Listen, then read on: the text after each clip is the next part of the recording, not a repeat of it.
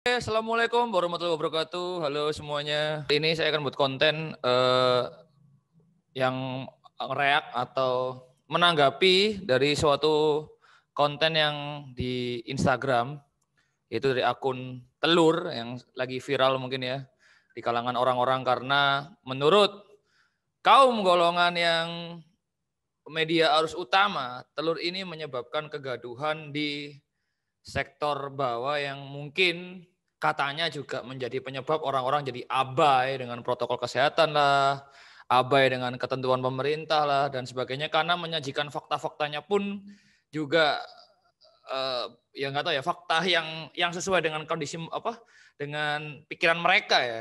Nah, oke, saya tidak akan mengomentari semuanya, tapi ada salah satu yang menurut saya menarik di sini karena menyajikan suatu video hasil dari buku SMP IPA kelas 8 semester 2 yang kebetulan saya juga punya bukunya, yaitu ini.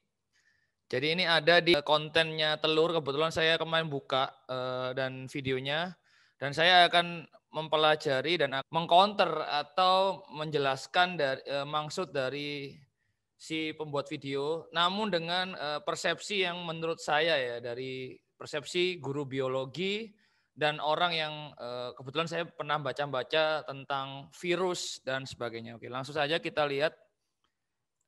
Oke, ini ada akun Telur ya, akun Instagram Telur. Ini sudah berevolusi berulang kali karena di take down muncul lagi, dan pengikutnya lumayan banyak 664.000. Ini ada banyak video-video atau konten yang sifatnya memang berlawanan dengan narasi yang ada di media arus utama ya. Saya tidak akan menyatakan dia salah atau benar karena sangat-sangat variasi ya. Maksudnya ada konten yang mungkin memang ada yang benar ya, 1, 2 gitu kan. Mungkin ya. Saya juga ngomongnya masih mungkin ya. Tidak menjudge langsung gitu kan. Tapi beberapa memang sifatnya juga provokasi yang membuat mungkin orang-orang jadi oh iyalah, ya udahlah gitu kan. Tapi beberapa kelihatan konyol dan beberapa kelihatan aneh dan nggak masuk akal dan itu nggak masuk di ilmuwan atau sains yang mana mereka pun katanya kalau diajak debat pun kabur alias tidak akan berani karena adu fakta, adu data tidak akan berani gitu kan. Nah, saya akan fokus pada satu konten yaitu ini ilmu pengetahuan alam buku ini kan. Halo Kita lihat. guys, iseng nih beli buku SMP ilmu pengetahuan. Ini terbitnya cetakan pertama itu 2014 guys, ya. Jadi dari awal itu dari tahun 2014. Nah di halaman sekian, halaman berapa ini? Halaman 65 udah ada loh guys coronavirus nih. Udah ada tuh. Jadi ini bukan virus yang baru. Ya ini buku sekolah SMP ini guys. Ya, dan ingat nih, tahukah kamu berdasarkan hasil penelitian terbaru menunjukkan bahwa ada hubungan antara tingkat stres dengan penyakit influenza. Semakin tinggi tingkat stres seseorang, semakin sering dan lama pula seseorang mengalami influenza. Makanya jangan stres guys. Baik, satu ya. Coronavirus sudah ada loh sejak dulu 2014. Betul.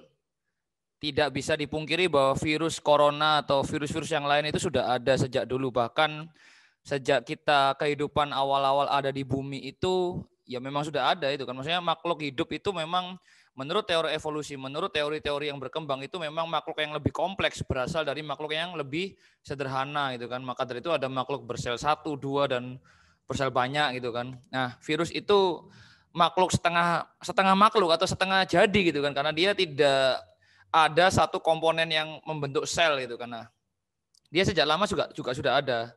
Tapi masalahnya gitu kan, coronavirus yang ada di tahun 2014 atau ada di tahun-tahun sebelum 2020 atau 2019 itu adalah coronavirus dengan nama spesies yang bukan seperti coronavirus yang menjadi pandemi sekarang.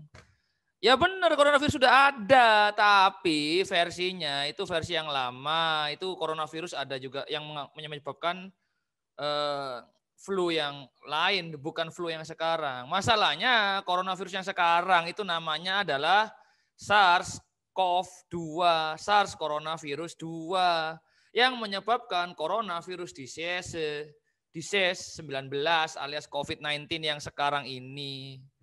Dan COVID-19 ini kenapa kok begitu dianggap berbahaya? Bukan karena berbahaya, karena mematikan, karena mudahnya penularan. Jadi kalau misalkan tadi video tadi itu membuat misalkan mengcounter bahwa jangan ada ketakutan dengan cara halah santai, coronavirus loh sudah ada sejak dulu. Ya benar, tapi coronavirus yang sekarang itu beda level, dia lebih mudah menyebar. Yang dikhawatirkan itu adalah kalau rumah sakitnya penuh, fasilitas kesehatannya nggak mumpuni, sedangkan penyakit dan pasiennya lebih banyak, akhirnya nggak tercover. Jadi tetap harus waspada dengan coronavirus yang sekarang. Bukan berarti ya nggak usah takut, udah ada sejak dulu, biasa aja. Ya nggak biasa, masalahnya virusnya juga nggak biasa. Dulu tuh virusnya nggak terlalu bahaya, nah sekarang menyebarnya lebih mudah apalagi yang varian terbaru. Tapi ya oke, ada benernya coronavirus sejak dulu, tapi ya saya yakin juga kemampuan antibodi manusia itu yang juga mengalami perkembangan ya, karena manusia pun juga berevolusi kan, sistem tubuhnya gitu kan. Zaman dulu mungkin manusia purba gitu kan, sampai akhirnya jadi manusia sekarang. Tapi ya itulah intinya, kita tetap berhadapan dengan kondisi di alam ya. Jadi menyesuaikan, selalu menyesuaikan, karena itu adalah kemampuan adaptif yang membuat makhluk hidup dapat bertahan, harus adaptif terhadap perubahan. Oke, yang kedua adalah influenza, tingkat stres gitu kan, berkaitan dengan influenza. Benar mungkin ya. Jadi ya nggak apa-apa. Tapi seolah-olah di video itu tuh membuat kita berpikir bahwa ya udah nggak usah terlalu panik gitu loh, biar kita nggak sakit itu kan. Bener, tetapi tidak memungkiri bahwa harus tetap waspada gitu loh. Maksudnya ya saya tahu ya, tingkat stres itu kan. Ya tahu, terus mungkin mereka seolah-olah kayak melawan narasi-narasi ketakutan yang dilakukan oleh media-media besar, media-media mainstream, TV, pokoknya media yang katanya dikuasai pemerintah, ante-ante elit global dan sebagainya. Tetapi ya bukan berarti ketika seperti itu tuh meremehkan gitu kan. Nah ini follower yang nggak tahu, maksudnya follower atau yang sekedar tahu dari postingan telur dan akhirnya ditambah lagi follower yang kecewa dengan pemerintah, ditambah lagi follower yang kayak misalkan cuma dapat info dari satu aja dan literasinya mungkin rendah, bakal menganggap bahwa oh ya sudah biasa aja gitu kan. Berarti ngapain pakai masker gitu kan? Kan yang penting kita nggak stres gitu kan. Alah corona kan sudah ada sejak dulu gitu kan. Santai aja, hidup bareng aja. Yes, tapi kalau yang terjadi itu banyak orang-orang yang mengikuti seperti itu dan akhirnya dia mengabaikan protokol kesehatan, terus menganggap remeh. Yang terjadi adalah mereka mungkin mudah untuk membawa virusnya kemana-mana. Dan mungkin faktornya adalah tidak semua manusia, tidak semua orang-orang itu sistem kekebalan tubuhnya sama, alias sama-sama kuat gitu kan. Ada yang sistem kekebalannya lemah, orang-orang lansia mungkin itu kan, anak-anak kecil yang udah punya penyakit bawaan, terus atau beberapa yang memang sudah juga punya penyakit bawaan, terutama paru-paru, jantung dan pernafasan itu kan. Lah kalau semuanya abai terhadap virus, alias biasa aja tentang virus, ya nggak apa-apa yang kuat imunnya. Ya dia kalau imunnya kuat pasti virusnya ya kalah sendiri. Tapi kalau ini mengenai yang imunnya lemah gitu kan, yang terjadi adalah menyebabkan kematian ya kalau misalkan kena mengenai dengan orang dengan sistem imun yang lemah gitu kan. Maka dari itu, ya benar itu ada di buku IPA SMP. Coronavirus sudah ada sejak dulu, bahkan saya juga pernah baca buku-buku di National Geographic kalau nggak salah membahas tentang virus. Ya memang virus itu juga bahkan ada kegunaannya juga gitu loh. Ya kalau sekarang kan vaksin itu virus yang dilemahkan atau mungkin virus untuk pengobatan lah, terapi untuk ya macam-macam lah di laboratorium itu kan.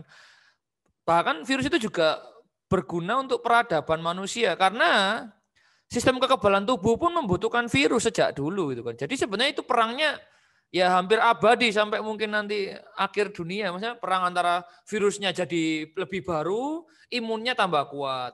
Muncul lagi virus baru, imunnya kayak gitu terus gitu loh. Tapi ya itu sekarang ikhtiar kita adalah melawan virus yang saat ini sedang mengganas dengan cara meningkatkan imun, dengan cara menonton konten-konten yang edukatif, hiburan itu kan, makan bergizi. Tidak usah stres, ya benar tidak usah stres itu, tapi dengan cara bukan mengabaikan protokol kesehatan atau melawan narasi-narasi yang umum gitu kan. Kita lawan stres, lawan pandemi ini dengan cara menjaga kesehatan diri, menjaga kewarasan diri, menjaga pikiran dengan lebih banyak melihat sesuatu itu dari banyak sisi dan akhirnya pikiran nurani kita menentukan bahwa ini yang mana sih yang akhirnya yang benar dan yang mana sih yang benar-benar terbaik untuk dilakukan. Yang mana yang menjadikan kita itu menjadi manusia berpikir dan akhirnya melakukan tindakan yang terbaik gitu kan. Jangan sampai hanya satu video, dua video provokasi atau video yang sifatnya itu seperti benar-benar fakta ya. Kayaknya bener ya ini ya, karena iya ngapain kok video-video yang harusnya itu menunjukkan fakta aslinya dihapus, akhirnya menimbulkan konspirasi, menimbulkan aduh. Saya tahun 2015 membuat film tentang teori konspirasi, tapi saya untuk saat ini juga terlalu agak muak ya dengan konspirasi yang terlalu dikonspirasikan atau terlalu dilebih-lebihkan karena kita kembali lagi ke akal sehat dan nurani itu apakah iya sih gitu kan. Maksudnya apa yang dimunculkan oleh teori konspirasi COVID ini benar-benar nyata. Ada yang vaksin itu chip lah, ada yang ya hanya apa namanya dengan logika-logika yang ini ada di filsafat kalau nggak salah, logical fallacy dan sebagainya itu. Baik, itu saja mungkin yang dapat saya sampaikan untuk akun-akun sejenisnya dan pengikutnya. Tolong kalau mau berdiskusi dan apa namanya mendukung sesuatu itu pikirkan dengan baik-baik, pikirkan dengan akal sehat, hati nurani dan cari referensi yang memang benar-benar membuat kita itu berpikir lebih dalam, tidak hanya sebatas itu dipenuhi dengan tendensi bahwa apa yang dilakukan narasi global itu adalah sesuatu yang buruk sehingga kita muncul yang kecil-kecil ini harus dibela itu kan. Jadi kita gunakan akal sehat, pikiran dan nurani. Terima kasih untuk yang sudah menonton.